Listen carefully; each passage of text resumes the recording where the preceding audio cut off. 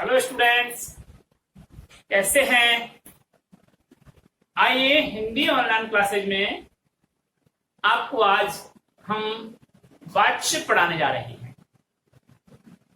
वाच्य किसे कहते हैं और वाच्य कितने प्रकार के होते हैं? तो यहाँ सीबीएसई बोर्ड और आरबीएसई बोर्ड में अलग अलग दृष्टांत दिया जाता है इसका, वाच्य के भेदों का। आप सीबीएसई की ओर जाएंगे तो वाच्य के दो भेद होते हैं, कर्तृवाच्य और अकर्तृवाच्य। अकर्तृवाच्य के दो भेद होते हैं, भाववाच्य, कर्मवाच्य और भाववाच्य। जबकि आरबीएसई में बताया जाता है, हम जो पढ़ रहे हैं, हमारे जो पाठ्यक्रम में है वह है वाच्य तीन प्रकार के होते हैं, कर्तृवाच्य, कर्मवाच्य और भाववाच्य। अब स्टूडेंट्स कंफ्यूज हो जाता है कि हमने तो वहां ये देखा था कि कैसा होता है। तो जिस प्रकार के कोर्स में जैसा दिखाया जाता है वही हमको उत्तर देना होता है। हमें ये जबरदस्ती नहीं करना है कि सीबीएसई का सही होता है। उसने बताया कि वाच्य दो प्रकार के होते हैं, कर्तृवाच्य और अकर्तृवाच्य। और फिर अकर्तृवाच्य की विधि लिख करके उसने बताया कि अकर्तृवाच्य दो प्रकार के होते हैं, कर्मवाच्य और भाववाच्य। तो सारी चीजों को हम लिखवाएंगे, लेकिन टारगेट हमारा ये रहेगा, यदि हमसे ऐसा प्रश्न पूछा जाता है तो हम बताएंगे कि वाच्य के तीन भेद होते हैं, कर्तृवाच्य, कर्मवाच्य और भाववाच्य। और उसी को टारगेट में रखते हुए हम यहाँ पढ़ते हैं आज वाच्य। तो आइए लेसन पढ़ेंगे वाच्य। वाच्य किसे कहते हैं? पढ़िए।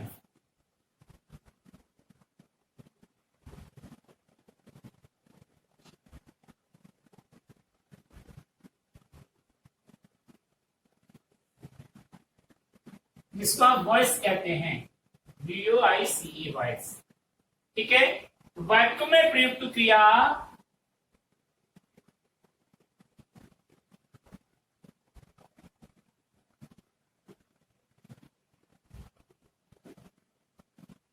वाक्य में प्रयुक्त क्रिया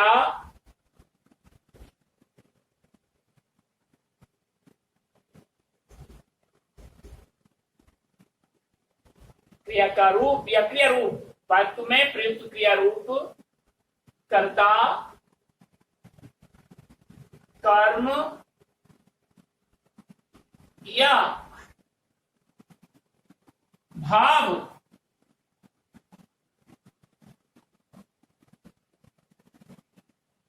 इनमें से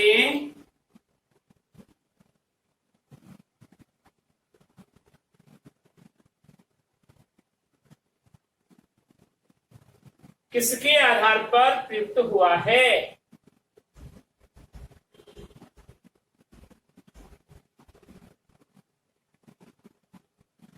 किसके आधार पर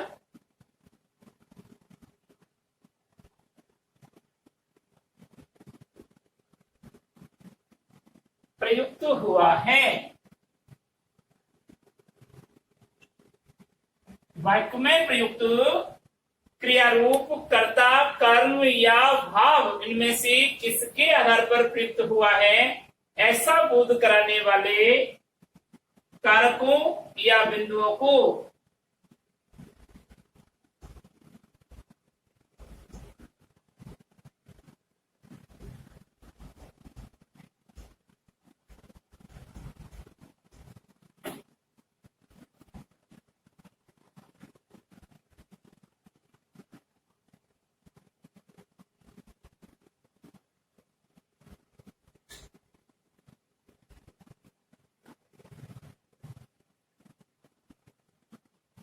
वाच्य कहते हैं।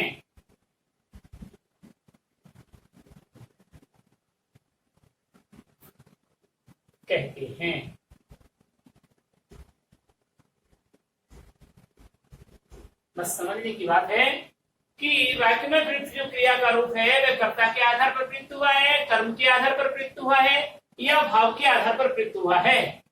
इनमें से किसके आधार पर प्रयुक्त हुआ है, ऐसी जानकारी, ऐसा ज्ञान या ऐसा बोध कराने वाले बिंदुओं को या ऐसा बोध कराने वाले कारकों को क्या कहेंगे? वाच्य कहते हैं। ठीक है। वाच्य को अंग्रेजी में क्या कहा जाता है? वॉइस कहा जाता है। तो इसको अलग से लिखने की आवश्यकता नहीं है, अगर चाहे तो आप डाल करके लिख सकते हैं कि अंग्रेजी में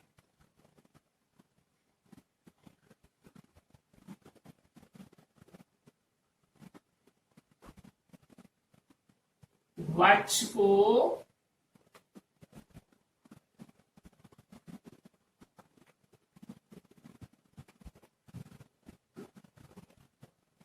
वॉइस कहा जाता है।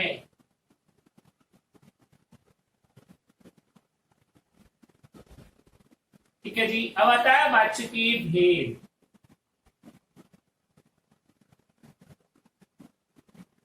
वाच्य के भेद देखिए, वाच्य कितने प्रकार के होते हैं? तो लिखेंगे आप, वाच्य मूलतः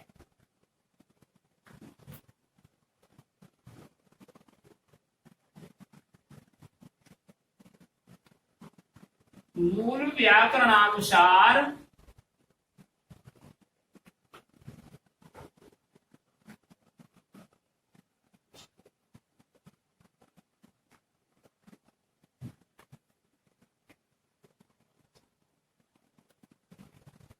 व्याकरणानुसार वाच्य की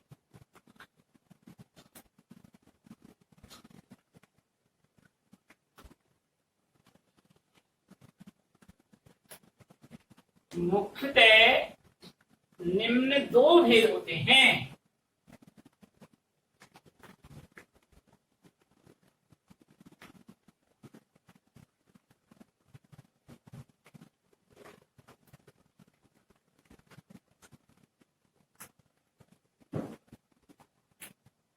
पहला,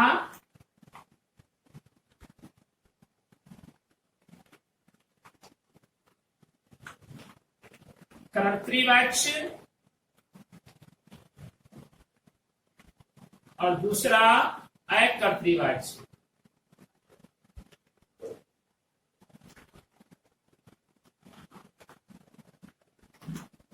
ठीक है। और पुनः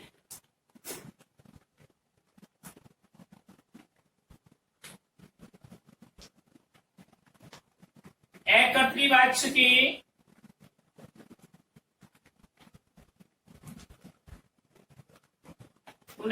अकर्तृवाच्य की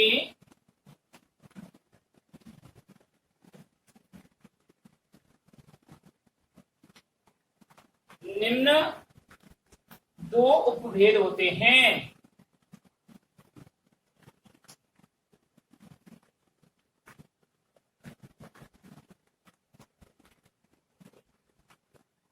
वो कौन कौन से हैं?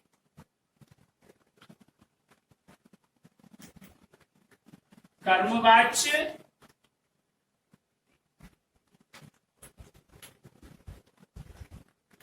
और दूसरा भाववाच्य। देखिए, ये भेद तो है वास्तविक व्याकरण के अनुसार। अगर आप कंपटीशन दे रहे हैं, मान लो आईएएस की कंपटीशन दे रहे हैं या छोटे से छोटे एलडीसी की या पटवारी की कंपटीशन दे रहे हैं, और उसमें आपसे पूछ लिया कि वाच्य कितने प्रकार के होते हैं या वाच्य के भेद होते हैं, और आपको लिखा कि विकल्प दिए एक व दो से तीन और व चार, तो आप किस पर टिक लगाएंगे? दो पर टिक लगाएंगे, न कि तीन पर। आपका दो ही माना जाएगा उत्तर, ये ही माना जाएगा। लेकिन क्या करें कि आरबीएससी में भी ये भेद को भी भेद मान लिया गया है, और ये मान लिया गया है कि कर्तृवाच्य, कर्मवाच्य और भाववाच्य, इसको गौण कर दिया। ठीक है। तो हमको उसी का वर्णन चेक करना है, क्योंकि आरबीएससी के तो जांच करेंगे कॉपियां, लेकिन कंपटीशन में ध्यान रखें ये। अब हमारी भाषा दूसरी चली जाएगी। अब हम लिखेंगे कि माध्यमिक शिक्षा बोर्ड राजस्थान के अनुसार वाच्य की मूलतः तीन भेद होते हैं, इसके अनुसार चलेंगे। तो ये मुझे आपको बताना इसलिए था कि कॉम्पिटिशन्स में यदि वाच्य चैप्टर आ गया और उसके भेद पूछे तो आप क्या लिखेंगे? तो आप वही भेद लिखेंगे, 3 भेद आपके गलत मान लिए जाएंगे। तो आप देखिए, अब हमारी भाषा पर आते हैं, हम बता रहे हैं।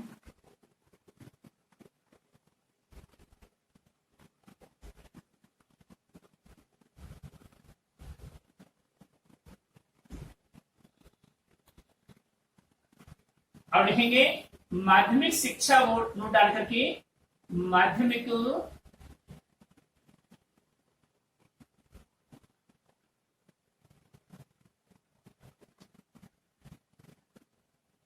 शिक्षा बोर्ड राजस्थान की पाठ्यक्रमानुसार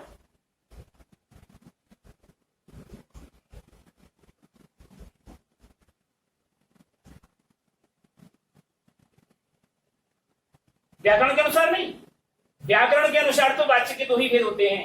ये तो माध्यमिक शिक्षा बोर्ड राजस्थान ने बताया है। माध्यमिक शिक्षा बोर्ड राजस्थान के पाठ्यक्रमानुसार वाच्य के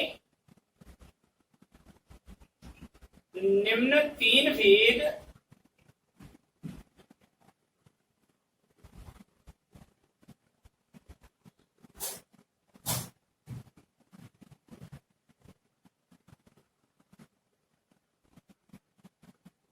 पढ़ने योग्य हैं। अब वो ये पढ़ने हैं, अब 3 भेद, ठीक है। अगर आप इसको आपकी होमवर्क की कॉपी में लिखें या नहीं लिखें, ये आपका लुकआउट है, लेकिन ये जरूर लिखें आप, क्योंकि यही पढ़ना है। अब वो लिखेंगे क्रम से नंबर 1 कर्तृवाच्य,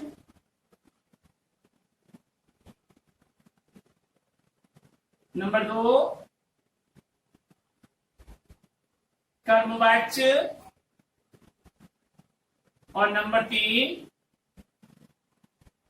भाववाच्य। ठीक है, हमारी इनकी भी परिभाषा थी, कर्तृवाची किसे कहते हैं, अकर्तृवाची किसे कहते हैं, ये भी परिभाषा लिखनी होती है। लेकिन अब हम कंफ्यूज करने के लिए आपको ये लिखेंगे नहीं, अब तो हम इनके बारे में पढ़ेंगे कि ये क्या होते हैं। ठीक है, तो आइए अब हम पढ़ते हैं नंबर 1, आपको यहां से लिखना है। नंबर 1 कर्तृवाची।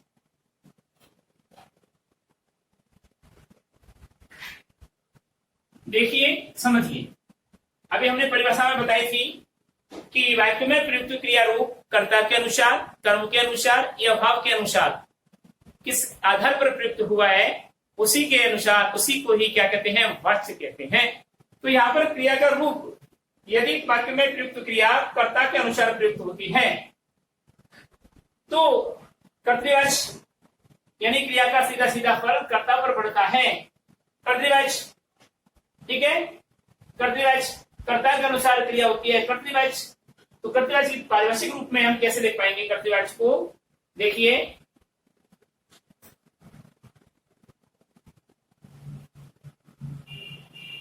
कर्तृवाच्य का अर्थ होता है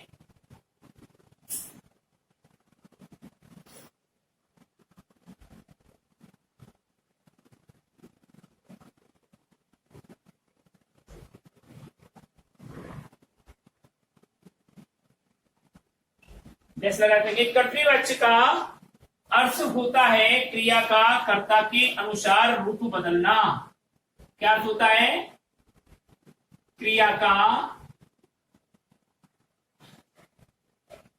कर्ता के अनुसार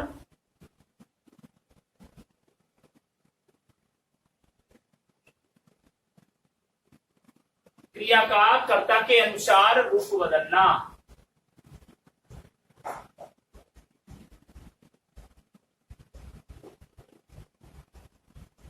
ये होता है इसका अर्थ, इसका कर्तृवाच्य का।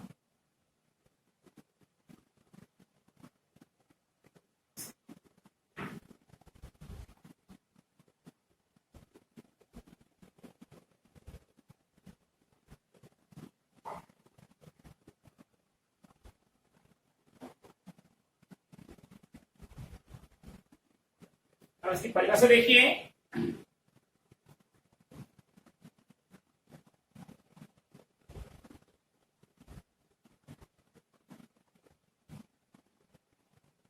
इसकी कर्तृवाच्य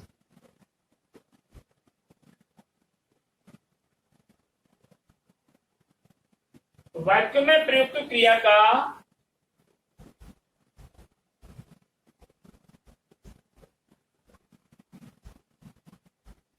वाक्य में प्रयुक्त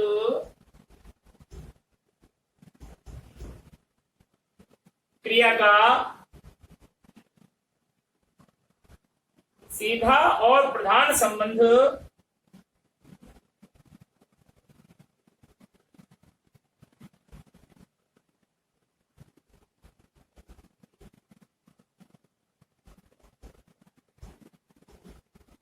वाक्य में प्रयुक्त क्रिया का सीधा और प्रधान संबंध कर्ता से होता है।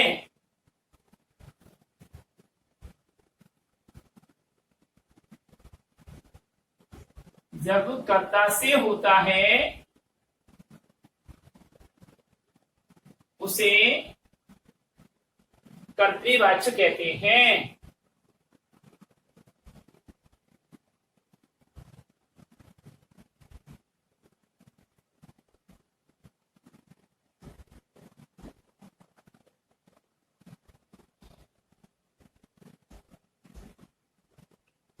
वाक्य में प्रयुक्त क्रिया का सीधा और प्रधान संबंध जब कर्ता से होता है उसे कर्तृवाच्य कहते हैं। कहने का मतलब ये हुआ कि क्रिया के कर्ता के अनुसार क्रिया का प्रयोग होना वह कर्तृवाच्य में आता है, कर्ता के अनुसार। और कर्ता के अनुसार सीधा होता ही है। व्याकरण का पहला नियम है ये, यथा कर्ता तथा क्रिया भवति। जैसा कर्ता होता है वैसी क्रिया होती है। ये पहला नियम था उसका। देखिए इस कर्तृवाच्य के लिए और क्या क्या बात बता रहे हैं वो।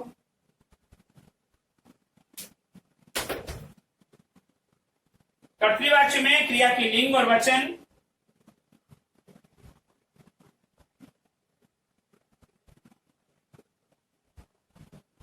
कर्तृवाच्य में प्रयुक्त क्रिया के लिंग और वचन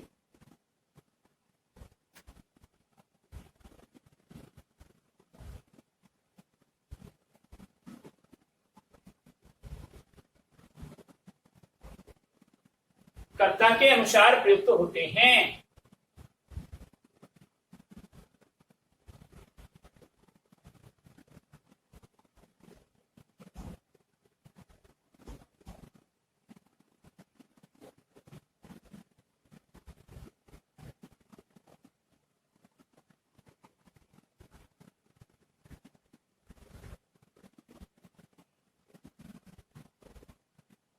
कहने का मतलब ये हुआ कि यथा कर्ता तथा क्रिया भवति। और यथा तथा का मतलब क्या होता है?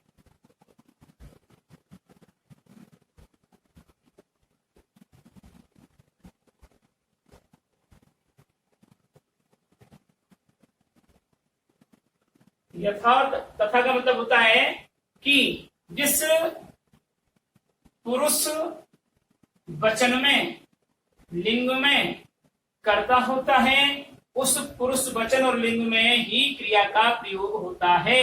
यह कर्तृवाच्य का बिल्कुल ऑथेंटिक नियम है। कर्तृवाच्य में ये होना ही होना है। दूसरी बात कर्तृवाच्य के लिए क्या बोली है उसने? दूसरी बात बोलती है कर्तृवाच्य में क्रिया का प्रधान वाच्य बिंदु कर्ता होता है।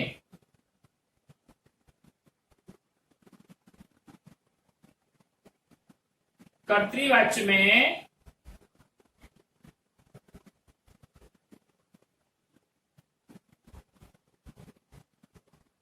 क्रिया का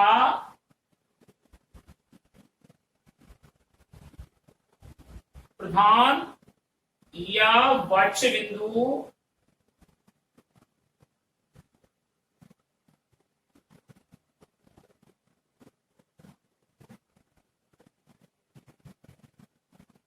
प्रधान या वाच्य बिंदु क्या होता है? कर्ता होता है।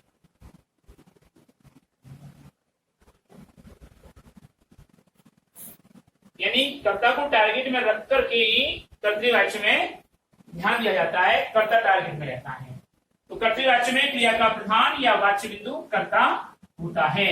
अब एग्जाम्पल में आइए।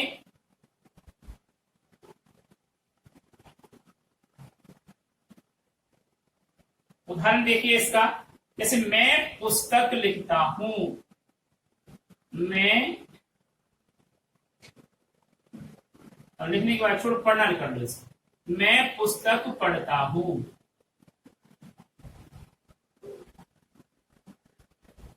सीधा बात है, कार्य कौन कर रहा है पढ़ने का? मैं कर रहा है। अब मैं कौन से पुरुष का कौन सा वचन है? मैं अन्य पुरुष का एक वचन है, तो क्रिया भी अन्य पुरुष की एक वचन की प्रयुक्त हुई। अगर ये आता, अगर हम इसको ये लिख देते हैं कि पढ़ते हैं, तब इसकी जगह हम कर देते हैं पढ़ते हैं, समझना है। और वाक्य बोलते हैं कि मैं पुस्तक पढ़ते हैं, तो वाक्य सही है क्या? उच्चारण दृष्टि से वाक्य गलत है। तो क्या आना चाहिए था कि हम पुस्तक पढ़ते हैं, मैं के स्थान पर आता हम। तो यानी कि जब वचन चेंज हो गया, वचन चेंज हो गया, तो यहां भी वचन चेंज हो गया। ठीक है, तो कर्ता को ही वचन चेंज किया, कर्म को नहीं किया। तो कर्ता के अनुसार क्रिया आई। कर्ता का जिस पुरुष, जिस वचन में और जिस लिंग में कर्ता प्रयुक्त होता है, उस पुरुष, उस वचन और उस लिंग में ही क्रिया का प्रयोग किया गया। यही कर्तृवाच्य का रूप होता है। तो इस प्रकार से ये कर्तृवाच्य का हमने रूप पढ़ा। और देखिए आगे, देखिए और भी उदाहरण है।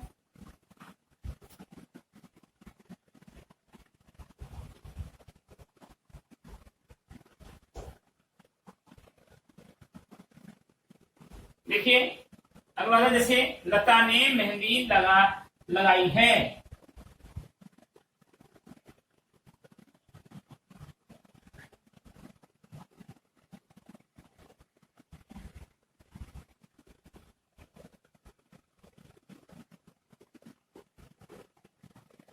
तुलसीदास जी ने रामचरितमानस की रचना की।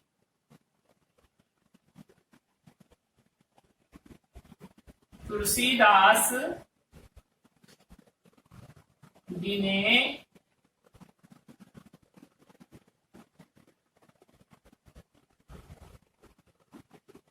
रामचरितमानस की रचना की।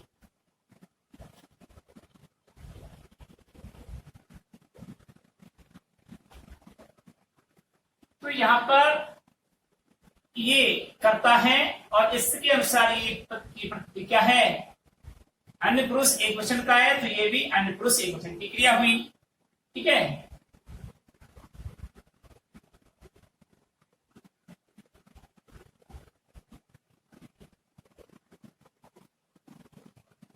अब आता है आपका कर्मवाच्य नंबर 2।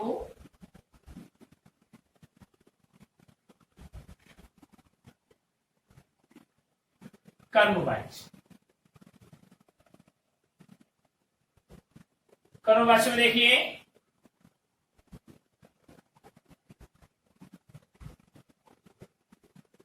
जब वाक्य में प्रयुक्त क्रिया का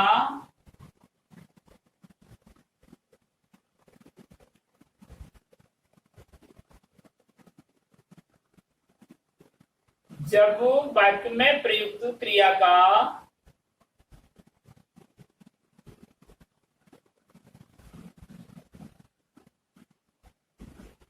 प्रधान या सीधा संबंध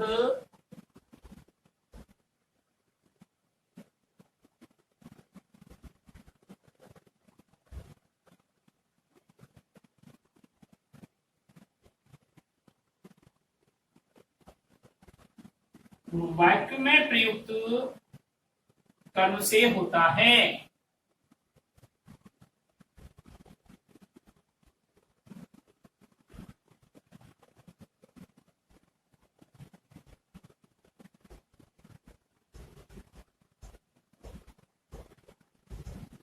जब वाक्य में प्रयुक्त क्रिया का प्रधान या सीधा संबंध वाक्य में प्रयुक्त कर्म से होता है। ठीक है, वाक्य में प्रयुक्त सीधा संबंध वाक्य में प्रयुक्त कर्म से होता है, तो उसे कर्मवाच्य कहते हैं।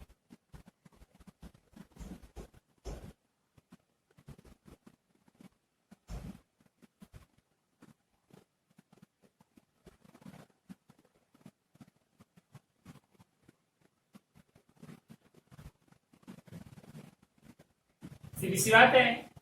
कर्तृवाच्य में कर्म कर्ता के अनुसार आया और कर्मवाच्य में कर्म के अनुसार आया। क्या? क्रिया का संबंध, क्रिया का प्रयोग, क्रिया का टारगेट कर्म के अनुसार हुआ। ठीक है।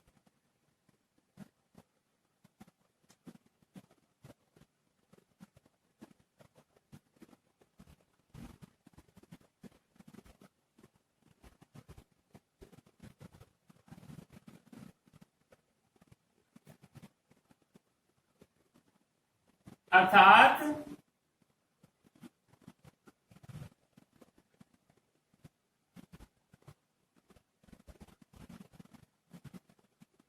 वाक्य में प्रयुक्त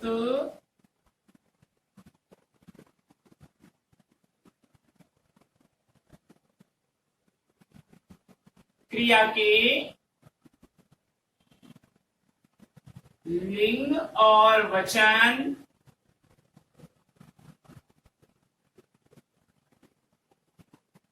कर्ता के अनुसार न होकर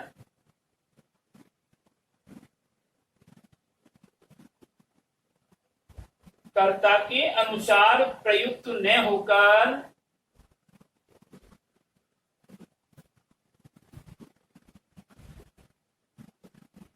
कर्म के अनुसार प्रयुक्त होते हैं।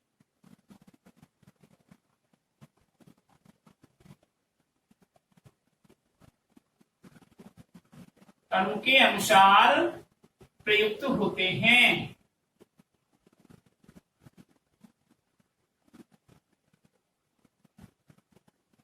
तो वाक्य में प्रयुक्त क्रिया के लिंग और वचन कर्ता के अनुसार प्रयुक्त न होकर कर्म के अनुसार प्रयुक्त होते हैं। उसे क्या कहते हैं? कर्मवाच्य कहते हैं।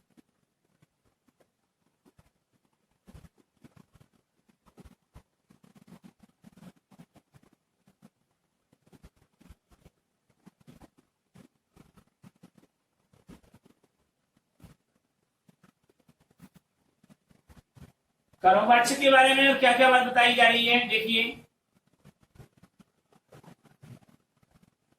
कर्मवाच्य सदैव सकर्मक क्रियाओं का ही होता है।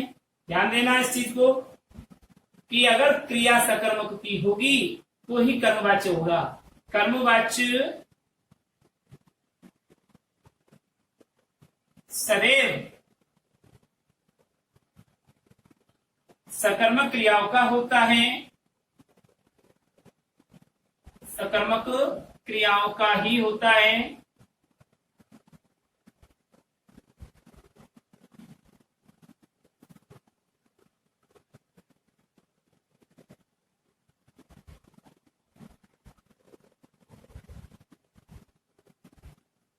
क्योंकि उसमें कर्म की प्रधानता रहती है।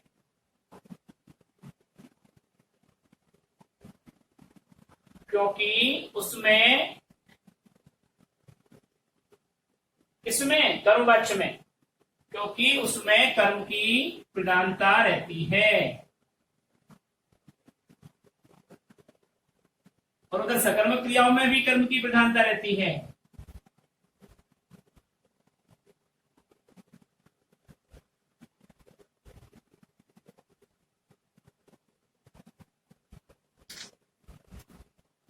अगला नियम, अगला क्या बात बताया है कर्मवाच्य के लिए कि जहां वाच्य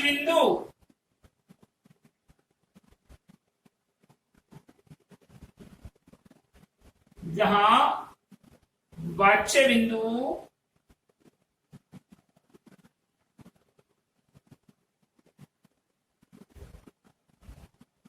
कर्ता न होकर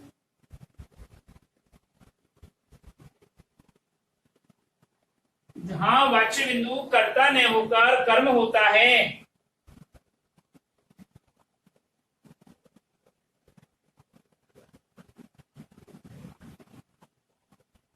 वहां उस कर्मवाच्य होता है।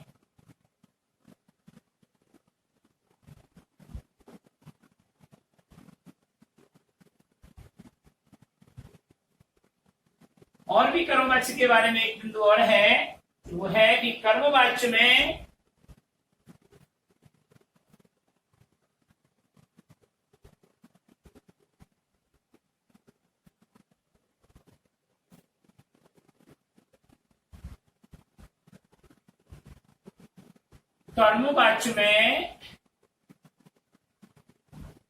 क्रिया के लिंग और वचन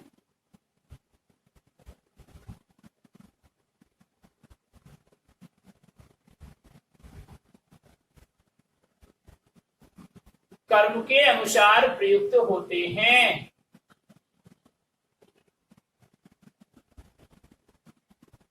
कर्म के अनुसार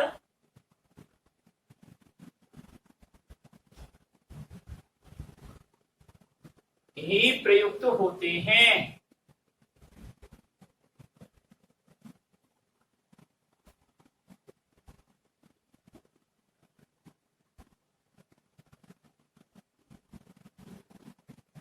न कि कर्ता के अनुसार।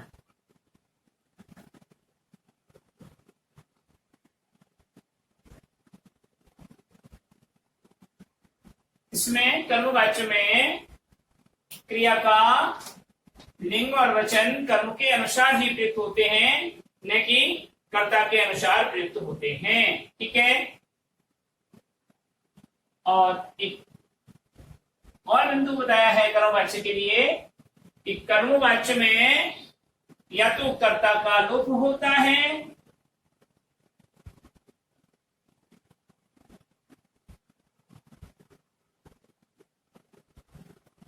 कर्मवाच्य में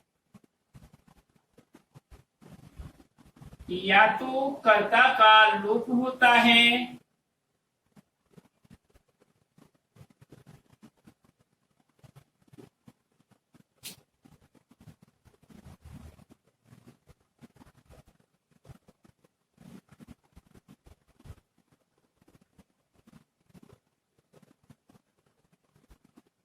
या उसके साथ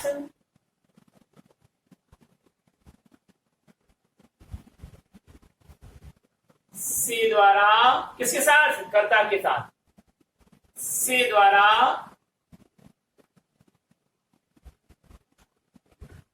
अथवा के द्वारा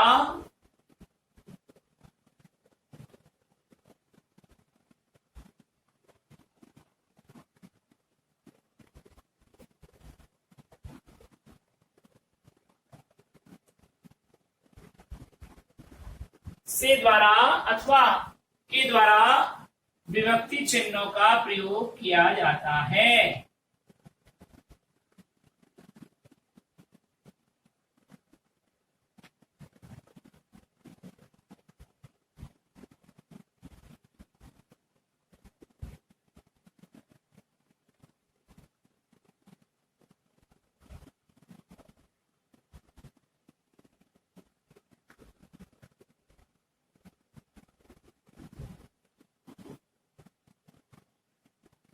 आइए कर्मवाच्य के बारे में कि वाक्य में प्रयुक्त क्रिया के लिंग और वचन कर्ता के अनुसार प्रयुक्त होते हैं, न होकर के कर्म के अनुसार प्रयुक्त होते हैं, उसे कर्मवाच्य कहते हैं। कर्मवाच्य सदैव सकर्मक क्रियाओं का ही होता है क्योंकि उसमें कर्म की प्रधानता पाई जाती है।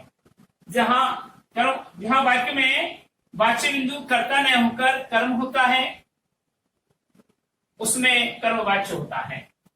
कर्मवाच्य के बारे में बिंदु बताया गया है कि कर्मवाच्य में क्रिया के लिंग और वचन कर्म के अनुसार ही प्रयुक्त होते हैं, न कि कर्ता के अनुसार प्रयुक्त होते हैं। कर्मवाच्य में या तो कर्ता का लोप होता है या उसके साथ से द्वारा या के द्वारा विभक्ति चिन्हों का प्रयोग किया जाता है। इस प्रकार से ये कर्मवाच्य के बारे में बताया गया है। उदाहरण देखिए,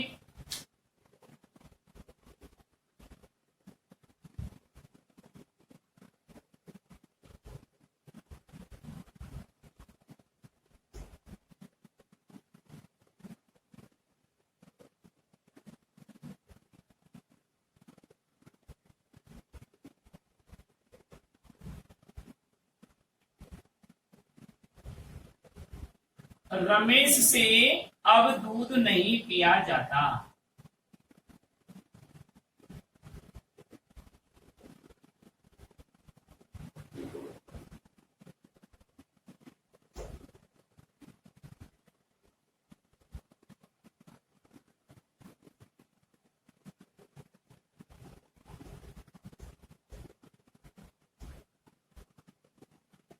जाता है।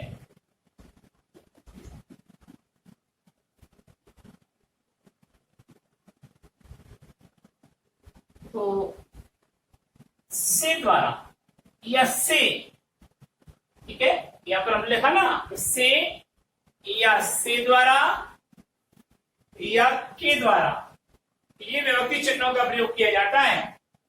तो यहां पर से, रमेश से कौन पीता है? रमेश पीता है। अब रमेश के कर्ता हुआ, कर्ता के साथ में अभी बताया ना हमने कि कर्ता के साथ में यहाँ कर्ता का या तो लोप होता है या उसके साथ में, उसके का मतलब कर्ता के साथ में, उसके का मतलब कर्ता के साथ में क्या लगाया जाता है? से लगा दिया।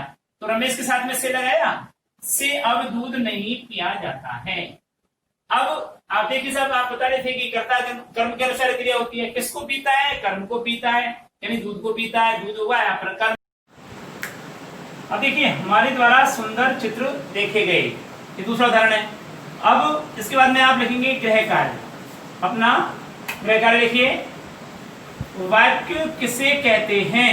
वाच्य किसे कहते हैं? परिभाषा दीजिए। वाच्य के कितने भेद होते हैं? नाम लिखिए। प्रतिवाच्य को सोदाहरण परिभाषा सहित समझाइए या प्रतिवाच्य को सोदाहरण परिभाषित कीजिए। कर्मवाच्य को परिभाषा व उदाहरण देते हुए समझाइए। ये आपको होमवर्क करना है और अगले वीडियो में हम कर्मवाच्य के बारे में और पढ़ेंगे, कर्मवाच्य और भाववाच्य के लिए पढ़ेंगे। तब तक के लिए नमस्कार।